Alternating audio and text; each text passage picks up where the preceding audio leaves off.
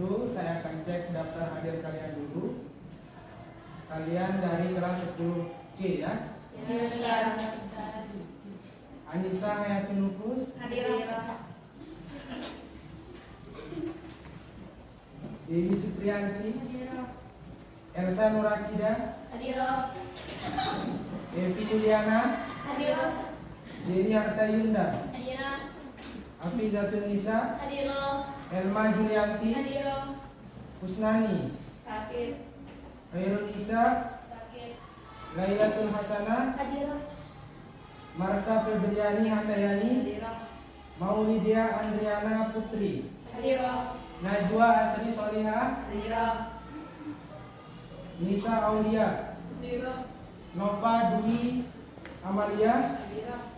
Nur Fibrianti Sartika, Hadir. Nurzatul Ulia, Hadir. Rahmatia Airani, Hadir. Rizka Anggita, Hadir. Rizkika Nurul Fajriah, Hadir. Safira Umairah, Hadir. Santi Junia, Hadir. Safiratul Qudsiah, Hadir. Silva Fauza, Hadir. Siti Fadilah Supari, Hadir. Siti Hafizah, Hadir. Sri Ayuningsi, Hadir. Widya Ayu Lestari, Hadir. Yasa Yulistian, Sakit bisa. Sarah Ariantina. Hadir.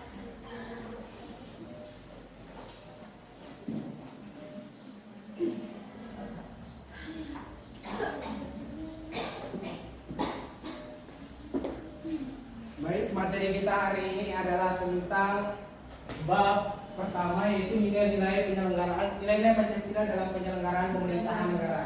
Silakan kalian buka buku paketnya halaman 14. Di halaman itu akan dijelaskan tentang sistem pembagian kekuasaan negara. Dari awal. Oke, materi kita adalah tentang sistem pembagian kekuasaan negara. Nilai-nilai Pancasila dalam penyelenggaraan pemerintahan negara. Apa itu nilai-nilai Pancasila? Apa yang terkandung di dalam nilai Pancasila? Silakan angkat tangannya dan berpendapat ya. Nilai-nilai Pancasila ada berapa? 5. Yang pertama, Ketuhanan. yang kedua, Kemanusiaan. yang ketiga, Persatuan. keempat, Kerakyatan. yang kelima. Yang kedua adalah poinnya di sana itu tentang penyelenggaraan pemerintahan negara. Yang mana dimaksud dengan pemerintahan negara? Pemerintahan negara itu dengan pemerintahan negara itu berbeda. Yang dimaksud dengan pemerintah itu adalah lembaga yang menyelenggarakan fungsi dari legislatif, eksekutif, dan yudikatif. Sedangkan pemerintahannya itu adalah disebut dengan sistem atau proses yang dijalankan dalam tata kelola pemerintahan. Jadi dalam lembaga kita nanti kalian bisa membedakan. Kalau pemerintah itu ada lembaga misalnya presiden dan wakil presiden, ada lembaga DPR, Dewan Perwakilan Rakyat, ada lembaga MA, MK, dan juga KKI. Kemudian kalau sistem pemerintahnya kita pakai sistem apa? Sistem presiden. Artinya presiden itu selain menjadi kepala pemerintahan juga sekaligus sebagai kepala negara. Dia yang menjalankan tata kelola pemerintahan sekaligus tata kelola negara. Oke, lanjut. Jadi ada beberapa kompetensi dasar yang kita akan capai pada hari ini. Kemudian berikutnya yaitu mensyukuri nilai-nilai Pancasila dalam praktik penyelenggaraan negara dalam pemerintahan negara negara kesatuan Republik Indonesia. Kemudian yang kedua, mengamalkan nilai-nilai Pancasila dalam kerangka praktik penyelenggaraan pemerintahan negara. Sampai yang keempat, berikutnya. Ada materi pembelajaran kita ringkas menjadi beberapa bagian, tapi akan kita fokus pada satu bagian, yaitu materi berikutnya tentang sistem pembagian kekuasaan negara Republik Indonesia. Oke, next.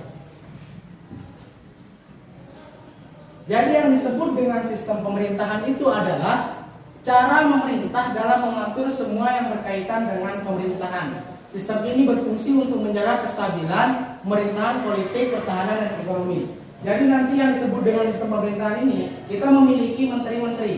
Itu membantu, tugasnya untuk membantu presiden dan wakil presiden dalam menjalankan beberapa bidang pemerintahan, tata kelola pemerintahan. Seperti contohnya di sana di pemerintahan, yaitu ada politik, pertahanan, ekonomi, dan lain sebagainya.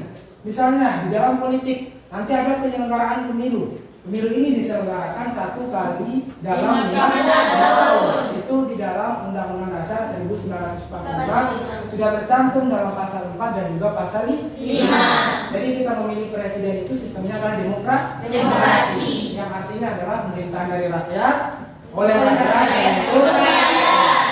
Oke, next. Berikutnya adalah pengertian kekuasaan.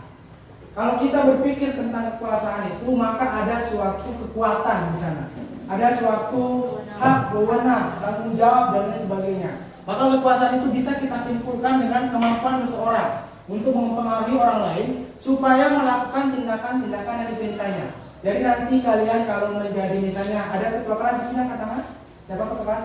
Ketua kelas adalah tugasnya untuk menjadi contoh, kemudian memberikan tanggung jawabnya, dan nanti teman-temannya di sini bisa diperintah untuk menjalankan satu visi, misi, dan tujuan kelas. Misalnya disuruh oleh ketua kelas untuk membuat kaligrafi atau apa dan lain sebagainya, maka semua di bawahnya itu harus mengikuti. Itu sesuai dengan yang disebut dengan kekuasaan. Berikutnya kekuasaan negara. Ini kewenangan dari lembaga negara atau pemerintah negara untuk menjalankan tugas dan fungsinya. Jadi itu bedanya ya, kalau kita berbicara tentang kekuasaan di dalam negara itu, maka kekuasaan itu mencakup tentang lembaga-lembaga negara. Oke, next. Oke, kita fokus pada bagian dari kekuasaan ini. Kekuasaan itu dalam teori yang kita kenal bahwa di dalam buku kalian, yang pertama dikemukakan oleh John Locke. John Locke mengatakan atau membagi kekuasaan itu menjadi 3. Yang pertama itu kekuasaan legislatif, yaitu kekuasaan untuk membuat undang-undang. Ingat, undang-undang itu dalam suatu konstitusi negara kita berada di bawah undang-undang dasar. Dia berada tingkatannya di kedua. Jadi undang-undang itu nanti dibuat oleh Dewan Perwakilan Rakyat dan disetujui oleh Presiden, baru bisa diundang-undangkan. Misalnya yang paling dekat yang sekarang ini adalah kaitannya dengan undang-undang penggunaan tidak boleh menggunakan sendal ketika berkendaraan motor. Itu harus pakai sepatu.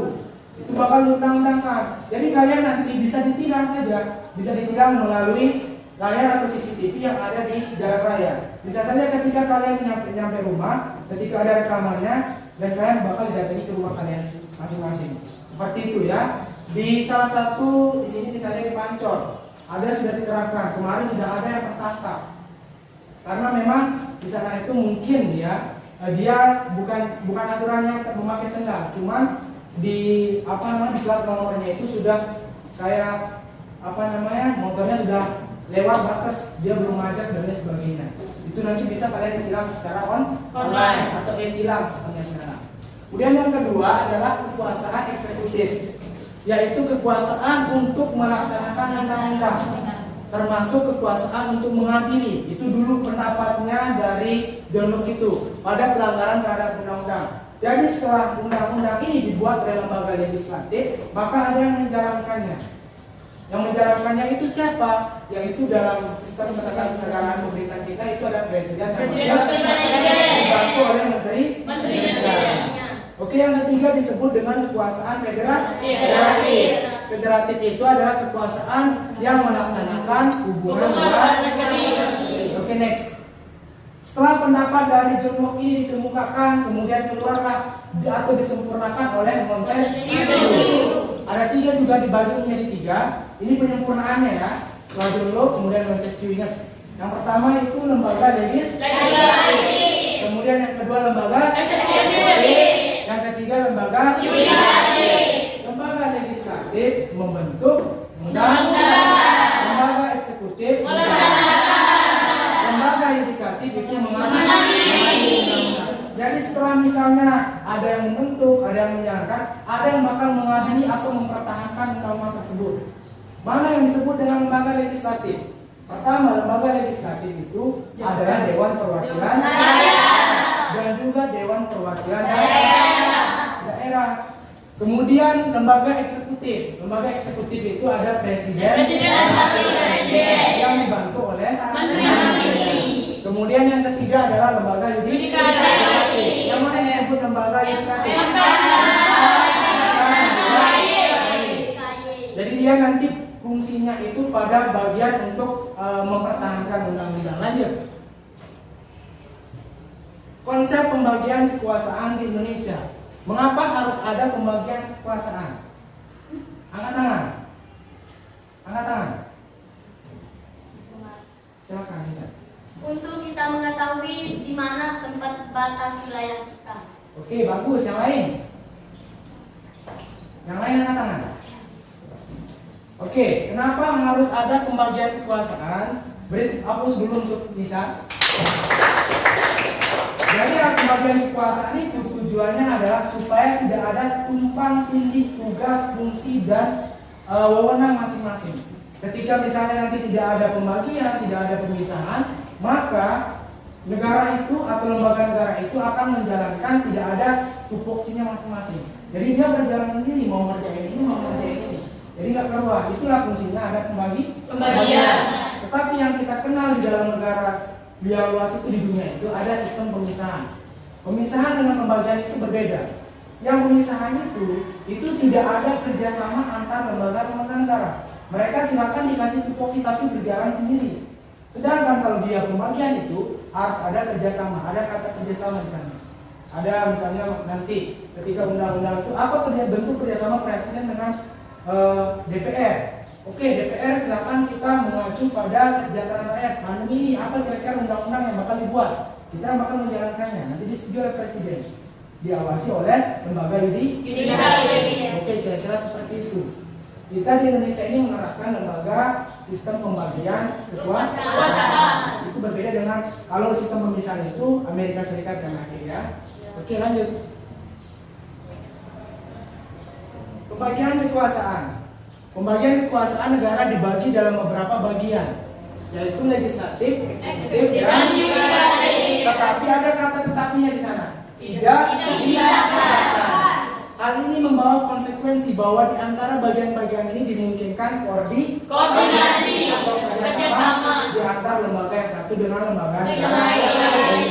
Kemudian mekanisme pembagian ini banyak sekali digunakan oleh banyak negara di dunia termasuk di Indonesia.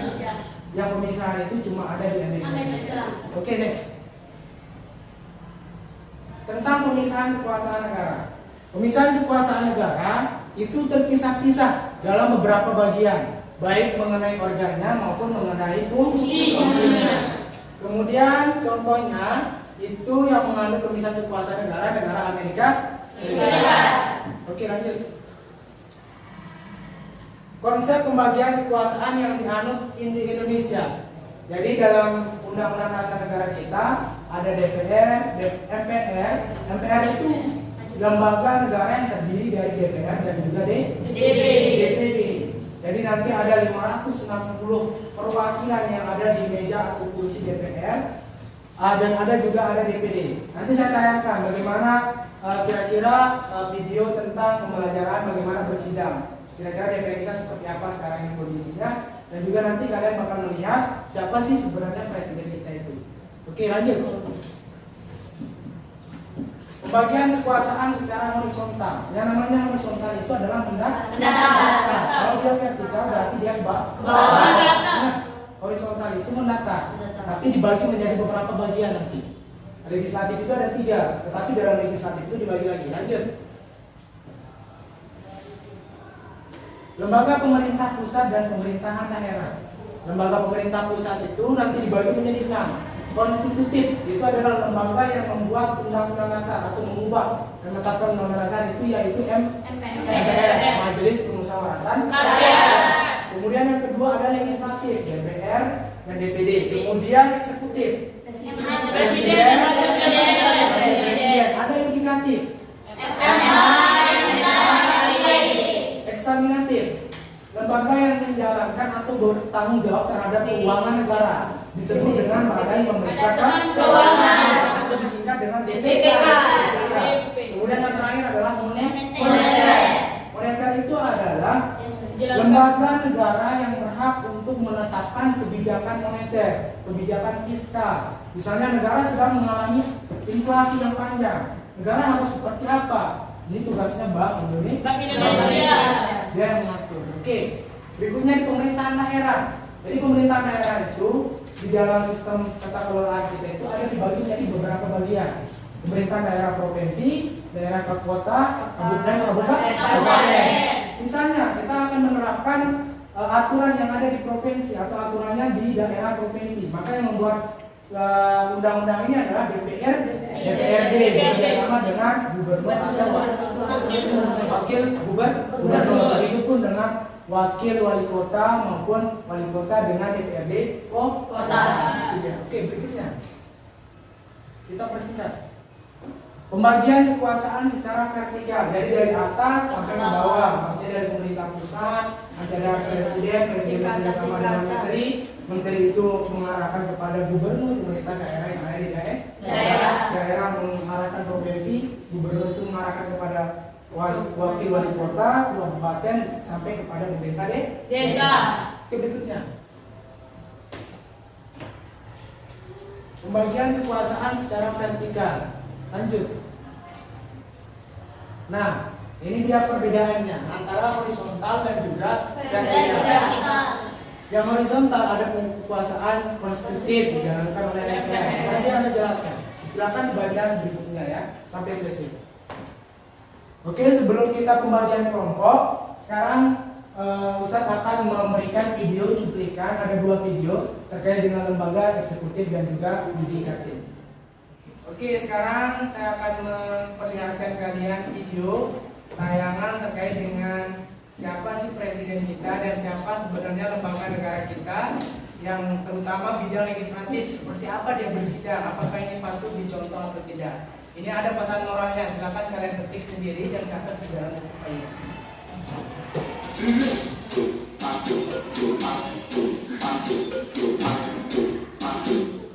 Kemudian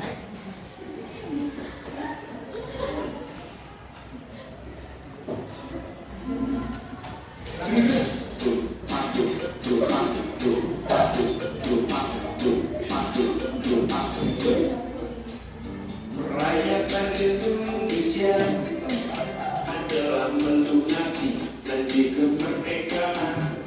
Mengabdi dengan bangga bertindak nyata, bukan sekedar banyak kata, dengan banyak kata. Untuk menjadi bangsa yang besar,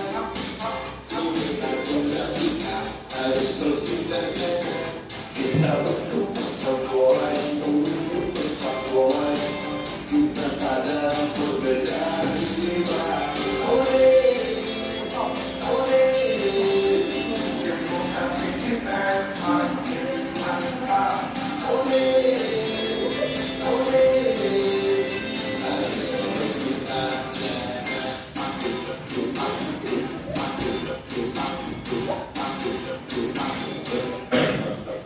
Generasi muda kita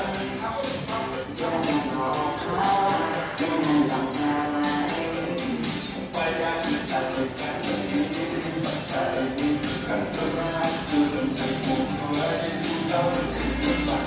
Kita semua harus sadar bangsa kita ini adalah bangsa yang besar.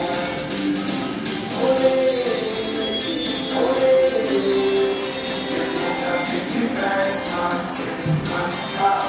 Oke,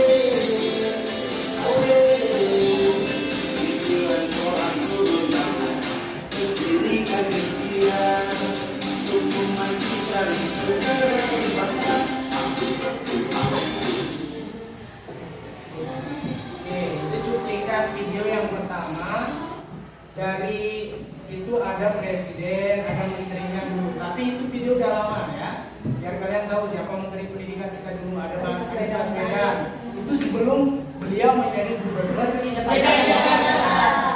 Dan insya Allah nanti bakal naik di presiden. Oke, video berikutnya adalah kita akan melihat bagaimana lembaga legislatif ini bersidang. Apakah sudah sesuai dengan keinginan rakyat atau masih ada. Ini contoh ya. Kita melihat bagaimana keributan nanti di sini. Silakan ditonton.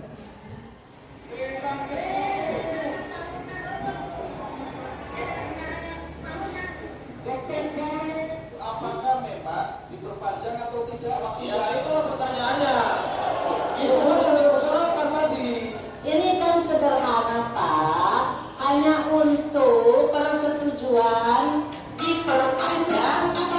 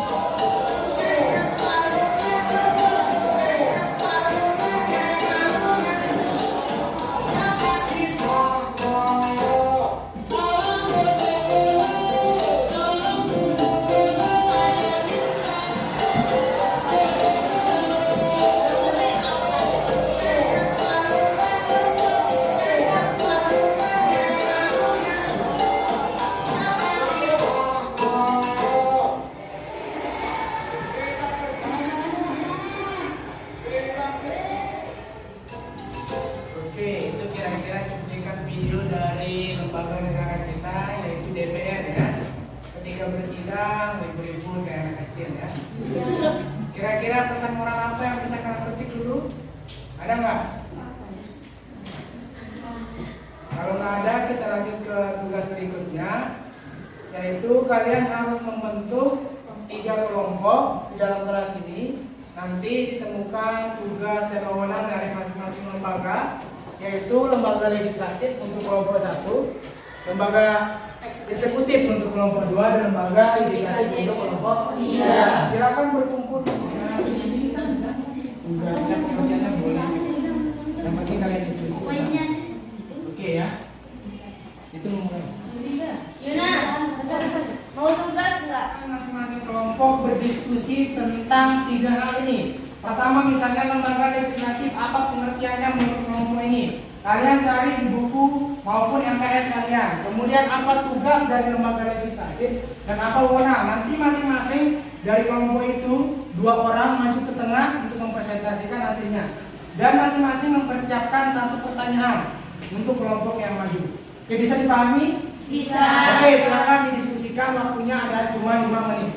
Silakan dimulai dari sekarang. Kalau ada yang ditanyakan, silakan bertanya ke saya ya. Ya,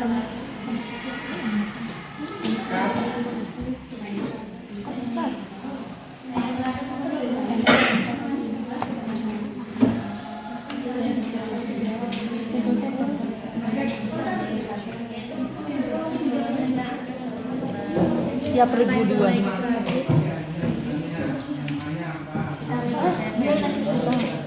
Apa?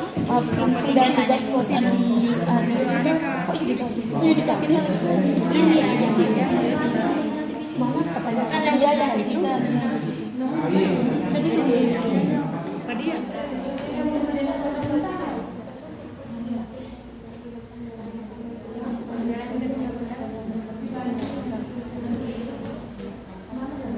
Oke, waktu diskusinya tinggal 3 menit ya.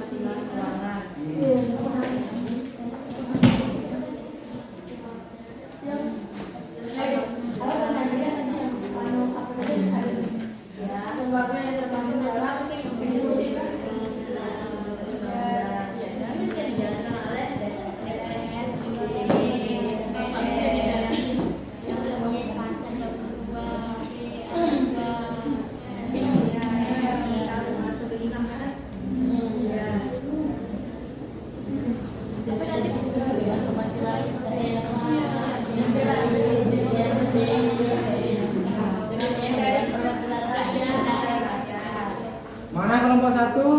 Sudah siap? Kelompok 2 sudah siap? Kelompok 3? Oke, waktu diskusinya sudah habis. Silakan kalian kelompok 1 maju ke tengah untuk mempresentasikan hasil diskusinya. Bawa bangku ke tengah. Bawa bangkunya ke tengah, 2 orang maju untuk mempresentasikan hasil diskusinya. Baik, silakan kelompok 1 perwakilannya maju ke depan untuk mempresentasikan hasil diskusinya. Waktunya 15 menit ya, silakan.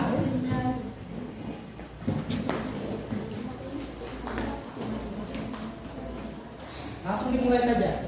Bismillahirrahmanirrahim. Assalamualaikum warahmatullahi wabarakatuh. Waalaikumsalam warahmatullahi wabarakatuh. Kami dari kelompok 1 akan mempresentasikan tentang kekuasaan legislatif. Mohon disimak penjelasan. Kekuasaan legislatif yaitu kekuasaan untuk membentuk undang-undang. Kekuasaan ini dipegang oleh Dewan Perwakilan Rakyat atau DPR, Dewan Perwakilan Daerah atau DPD, dan Majelis Permusyawaratan Rakyat atau MPR.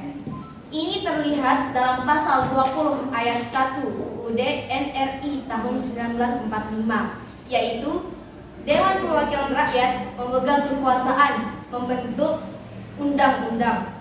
Pasal 22D ayat 2 UUD NRI tahun 1945, yaitu Dewan Perwakilan Daerah ikut membahas rancangan undang-undang yang berkaitan dengan otonomi daerah, hubungan pusat dan daerah, pembentukan, pemekaran dan penggabungan daerah, serta memberikan pertimbangan kepada Dewan Perwakilan Rakyat atas rancangan undang-undang yang berkaitan dengan pajak, pendidikan dan agama.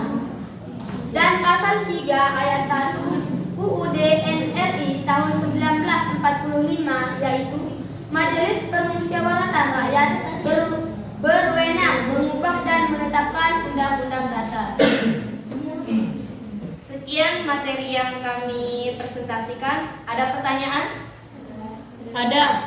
Oke, silahkan. Apa yang dimaksud dengan otonomi? Otonomi daerah. Apa yang dimaksud dengan Otonomi daerah. Oke, kelompok 3. Apa fungsi lembaga legislatif bagi negara? Apa fungsi Lembaga legislatif. apa fungsi dan tugas lembaga legislatif bagi negara? Oke, Silakan didiskusikan kelompok 1. diskusikan kelompok. Nanti diambil sama temannya jawaban yang sudah ada ya. Bisa kelompok 1 sudah menemukan jawabannya, langsung dijawab saja ya. Silakan. Bismillahirrahmanirrahim. Assalamualaikum warahmatullahi wabarakatuh. Waalaikumsalam warahmatullahi wabarakatuh. Di sini saya akan menjawab pertanyaannya tentang otonom daerah. Otonom daerah adalah kewenangan untuk mengatur sendiri kepentingan masyarakatnya atau kepentingan untuk mengatur atau membuat guna mengurus daerah itu sendiri. Intinya otonom daerah ini mengatur lingkungannya sendiri. Sekian, assalamualaikum warahmatullahi wabarakatuh. Bagaimana kelompok 2? Saya terima. Bisa, Ustaz. Silakan lanjut ke pertanyaan berikutnya. Bismillahirrahmanirrahim. Assalamualaikum warahmatullahi wabarakatuh. Waalaikumsalam. Di sini saya akan menjawab pertanyaan dari kelompok 3, yaitu fungsi dan tugas dari kekuasaan legislatif. Fungsi lembaga legislatif bagi negara yaitu untuk menjadi bangsa yang besar, INEK harus dijaga. Dan juga di sini tugas dari kekuasaan legislatif yaitu mengajukan rancangan undang-undang dasar yang memiliki kaitan dengan otonomi daerah serta bertugas mengawasi pelaksanaannya. Sekian dari kami dari kelompok 1. Assalamualaikum warahmatullahi wabarakatuh. Oke, Ustaz. Bagaimana kelompok 3 sudah bisa diterima? Kelompok 3? Udah. Oke, silakan kelompok 1 ditutup dan balik ke kelompoknya. Sekian yang dapat kami presentasikan. Mohon maaf atas segala kekurangan. Wassalamualaikum warahmatullahi wabarakatuh. Waalaikumsalam. Sudah mulai kelompok 1. Mana kelompok 2? Silakan perwakilannya 2 orang maju ke depan. Langsung waktunya juga sama 15 menit. Boleh menyampaikan nanti diskusi. Silakan yang lain diperhatikan dulu temannya. Waktunya dimulai dari sekarang. Silakan. Bismillahirrahmanirrahim. Assalamualaikum warahmatullahi wabarakatuh. Waalaikumsalam warahmatullahi wabarakatuh. Kami perwakilan kelompok 2 akan mempresentasikan tentang kekuasaan eksekutif. Kekuasaan eksekutif yaitu kekuasaan untuk menjalankan undang-undang dan penyelenggaraan pemerintahan. Kekuasaan ini dipegang oleh Presiden sebagaimana ditegaskan dalam pasal 4 ayat 1 Undang-Undang Negara Republik Indonesia tahun 1945, yaitu Presiden Republik Indonesia memegang kekuasaan pemerintah menurut Undang-Undang Dasar. eksekutif terdiri dari 1 presiden, 2 wakil presiden, 3 kementerian negara, 4 pejabat setingkat menteri, 5 lembaga pemerintah dan kementerian. Presiden dan wakil presiden adalah pemimpin dalam lembaga ini. Namun dalam melaksanakan tugasnya, presiden dan wakil presiden dibantu oleh menteri-menteri dan lembaga negara lainnya. Ada pertanyaan terkait materi yang disampaikan tadi? Kelompok 1. Contohnya tugasan untuk menjalankan undang-undang. Kelompok 3. Sebut namanya ya. Sebut nama dari kelompok berapa? Apa saja? Sebut nama. Saya Yuna Audi. Yuyan. Lembaga apa saja yang menjalani lembaga eksekutif? Oke, silakan didiskusikan kelompok 2. Kelompok 2 silakan diskusi. Waktunya 5 menit, nanti menjawabnya 5 menit juga. Diskusikan jawaban yang sudah ditanyakan oleh kelompok 1 dan juga kelompok 3. Nanti kalian berhak untuk membantu teman kalian yang di depan. Waktu kalian berdiskusi cuma 5 menit ya. Cepat.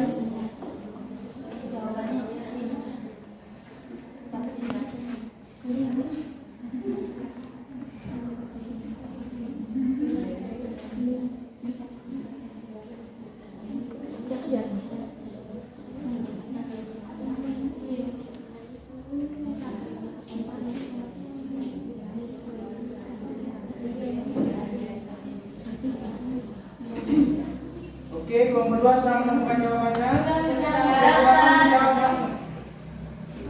Perwakilannya.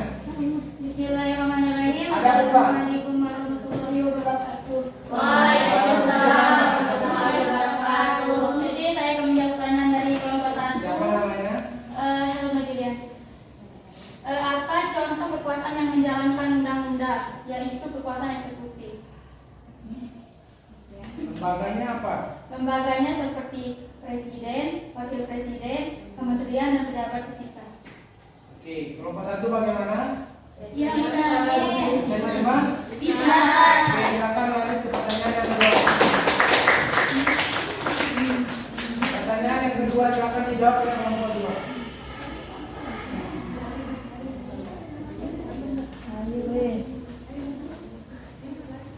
Ayo, silakan.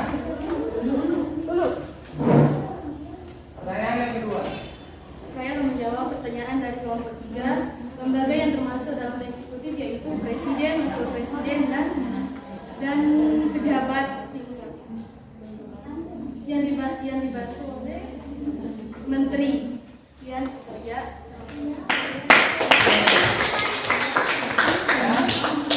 Silakan kelompok 2 balik ke tengah, tutup diskusinya dan balik ke tengah. Kelompok 3 bersiap-siap. Mungkin hanya ini yang dapat kami sampaikan. Kami pamit undur diri. Sekian. Wassalamualaikum warahmatullahi wabarakatuh. Waalaikumsalam warahmatullahi wabarakatuh. Mana kelompok 3? Silakan perwakilannya 2 orang maju ke depan. Silakan perwakilan kelompok 3 2 orang maju ke depan untuk mempresentasikan hasil diskusinya.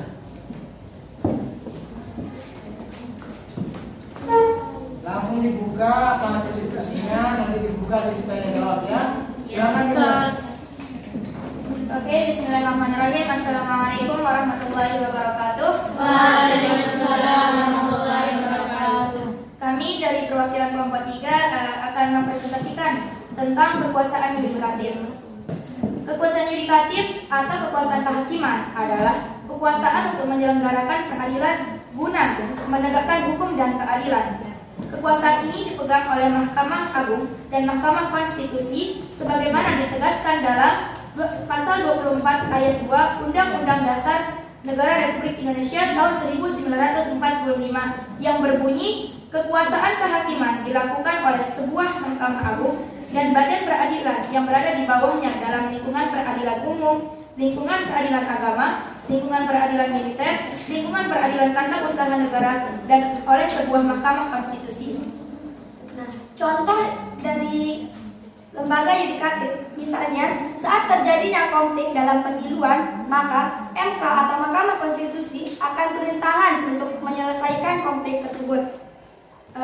Oke, sampai di sini ada pertanyaan? Ada. Silakan yang mau bertanya.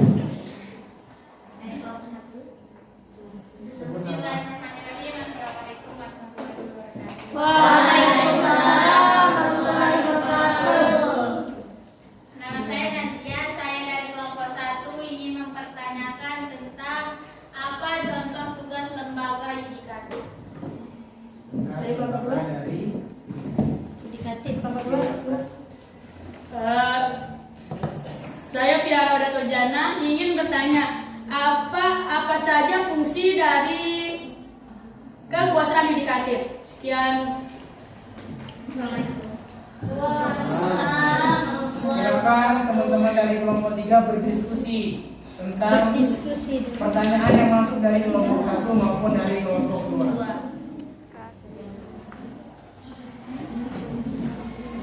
Oke, waktu diskusinya 5 menit ya.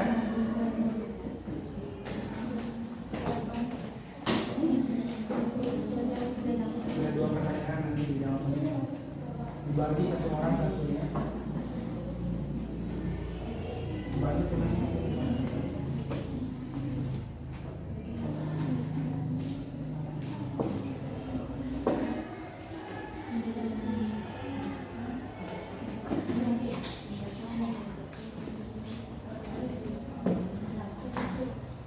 Bagaimana kelompok 3 sudah siap? Siap, Ustaz. 2 pertanyaan ya. Pertama dari Nadia, yang kedua dari Pia Raudatun.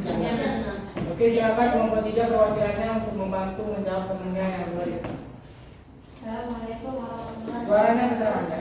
Waalaikumsalam warahmatullahi wabarakatuh. Nama saya Enda Purnama Sari akan menjawab pertanyaan dari kelompok 1. Contoh tugas lembaga yudikatif. Pasal 24 MA berwenang mengadili tingkat kasasi, menguji perundang-undangan. Dalam komisi yudisial, menjaga dan menegakkan kehormatan, martabat dan perilaku hakim. Sekian dari saya. Bagaimana kelompok 1? Ya. Oke, pertanyaan kedua silakan dilanjutkan. Pertanyaan kedua. Apa pertanyaan kedua? Fungsi kekuasaan yudikatif. Oke, fungsi kekuasaan yudikatif. Silakan.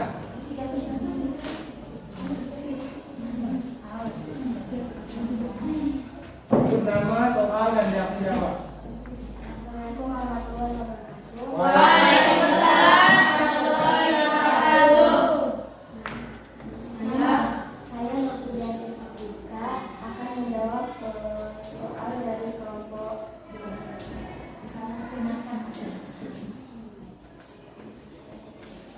Apa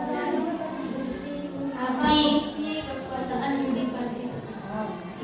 Fungsi kekuasaan yudikatif itu memutuskan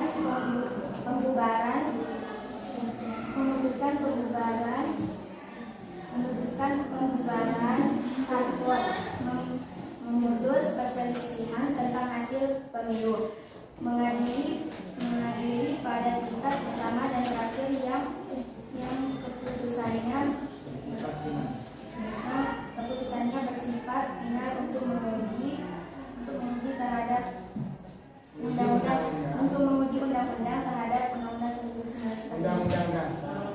Menguji undang-undang terhadap undang-undang dasar. Untuk menguji undang-undang terhadap undang-undang dasar 1945. Sekian hanya itu dapat saya sampaikan. Bagaimana kelompok? Bisa diterima. Ada tambahan dari teman-teman di depan? Itu Ustaz. Oh, cukup. Bagaimana kelompok 3? Kelompok 2? Bisa diterima. Oke, silakan ditutup untuk kelompok 3. Beri aplaus dulu untuk kelompok 2. Baiklah, mungkin hanya ini yang bisa kami sampaikan. Kami dari kelompok 3 mengucapkan terima kasih dan sekian. Wassalamualaikum warahmatullahi wabarakatuh. Waalaikumsalam. depan pertemuan kita hari ini ya. Tapi sebelum itu, siapa yang berani untuk mempresentasikan apa kesimpulan pembelajaran kita hari ini? 2 orang saja. Silakan. Siapa yang berani angkat tangan dan maju sebut nama. Kesimpulan? Ya, kesimpulan dari pertemuan kita pada hari ini. Apa yang kalian dapatkan? Silakan. Dengan berakhirnya presentasi dari kelompok 3, maka berakhir semua kegiatan kita. Cuma yang terakhir adalah siapa dari kelas 10C yang berani untuk menjadi perwakilan untuk menyampaikan kesimpulan hasil pembelajaran kita pada hari ini. Silakan angkat tangan. Silakan Fadia dan juga Safira ya. Silakan maju satu-satu mempresentasikan hasil kesimpulan kira-kira pertemuan kita pada hari ini. Silakan ke depan. Pertama mulai dari Fadia. Silakan berdiri ke depan.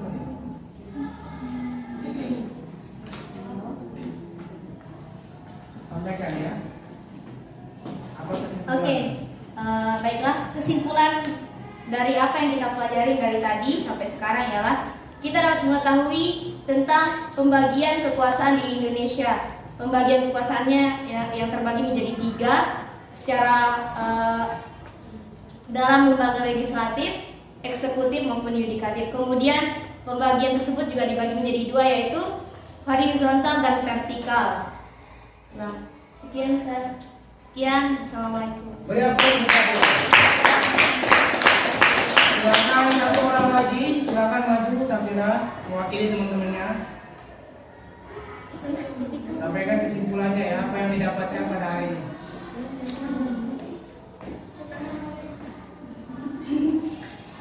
Bismillahirrahmanirrahim. Assalamualaikum warahmatullahi wabarakatuh. Waalaikumsalam warahmatullahi wabarakatuh. Di sini saya akan menyimpulkan yang telah kami dapatkan, yaitu tentang fungsi pembagian kekuasaan. Yang pertama yaitu tentang eksekutif, yaitu fungsinya untuk menjalankan, untuk membuat undang-undang, dan di sini juga fungsi kekuasaan eksekutif yaitu untuk menjalankan undang-undang, dan yudikatif yaitu untuk mengadili undang-undang. Sekian yang dapat saya sampaikan. Wassalamualaikum warahmatullahi wabarakatuh. Baik, terima kasih saya ucapkan kepada saudari Safira Humaira dan juga Fadia Humairawati. Kita cukupkan pertemuan kita. Kita ketemu minggu depan dengan materi pembahasan tentang fungsi Kementerian Negara ya. Jadi pada hari ini pembelajaran kita cukupkan. Silakan kalian belajar dengan baik. Semoga kita dapat bertemu pada pertemuan-pertemuan berikutnya. Saya cukupkan. Kurang lebihnya mohon maaf. Sekian. Assalamualaikum warahmatullahi wabarakatuh.